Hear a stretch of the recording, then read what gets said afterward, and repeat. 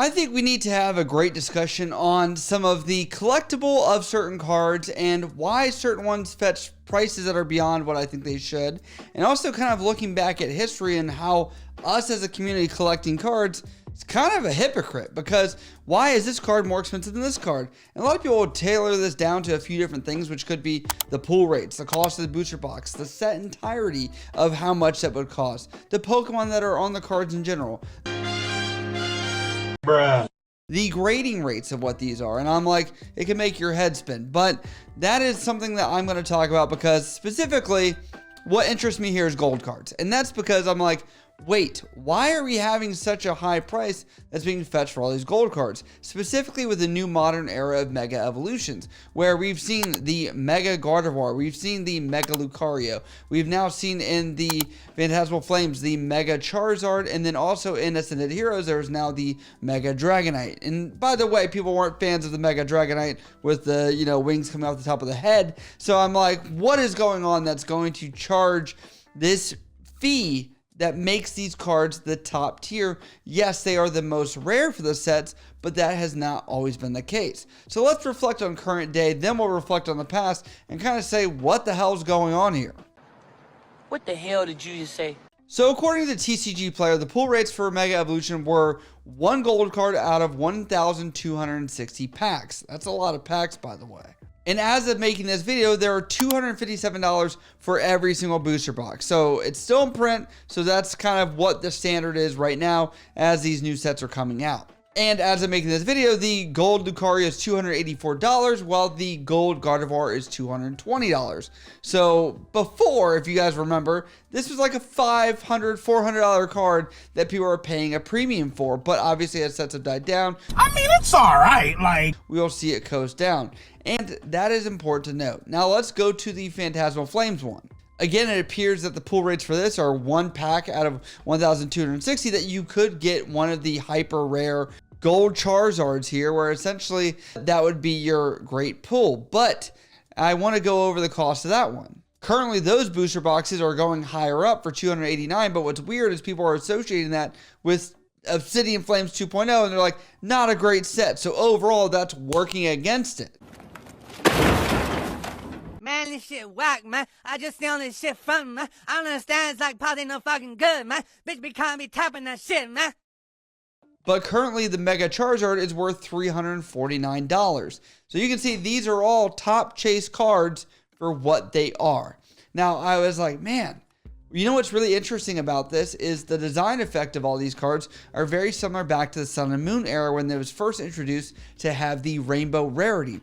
Now, people want to chase the Espeon and Umbreon, all these other cards that were really popular back then, and obviously pull rates varied much differently for those sets versus these newer sets. Obviously, because people were saying they were too easy in the beginning of Scarlet and Violet, but now here we are.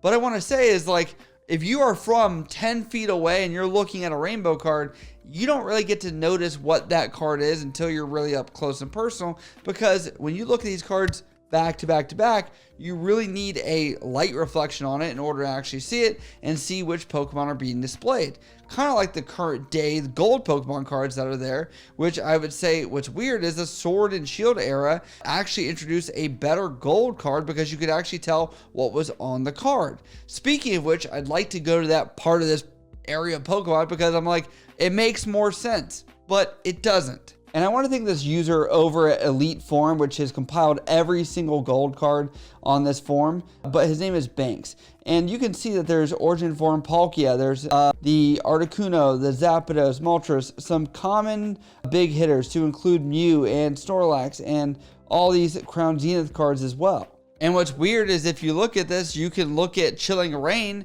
where you saw the Snorlax, which was kind of in that same design, probably the most expensive Pokemon card, I think, from that design of having just a Pokemon in color in that background. We're not talking about Crown Zenith and the Giratina, as that's a very different design than every other single gold card.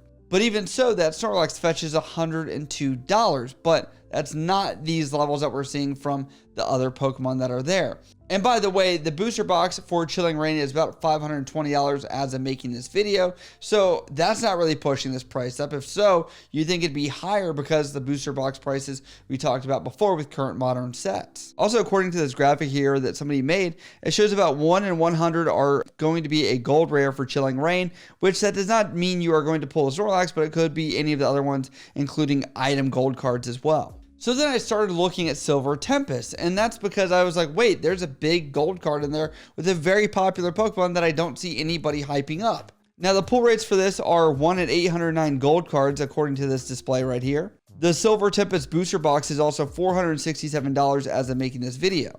Now, it made me look at other gold cards where I'm like, wait, why isn't this one more expensive, even though it's got a more popular Pokemon?